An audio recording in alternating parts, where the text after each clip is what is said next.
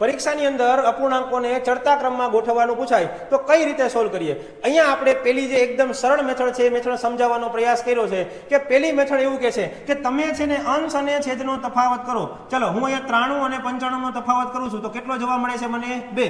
97 અને 99 નો તફાવત કરું છું તો કેટલો જવાબ મળે છે? 2. 85 અને 87 નો તફાવત કરું છું તો કેટલો જવાબ મળે છે? 2. અને 91 અને 93 નો તફાવત કરું તો કેટલો જવાબ મળે છે? 2. તફાવતના આધારે જો દરેકની અંદર સરખો તફાવત જોવા મળે, યાદ રાખજો શું છે કે જો સરખો તફાવત જોવા મળે તો એક જ વસ્તુ મારે કરવાની છે, મારે માત્ર અંશને જ ધ્યાનમાં લેવાનું. એટલે અહીંયા જે સંખ્યા આપેલી છે એમાં મારે બીજા કોઈને ધ્યાનમાં નથી લેવાના, માત્ર અંશને જ ધ્યાનમાં લેવાના છે.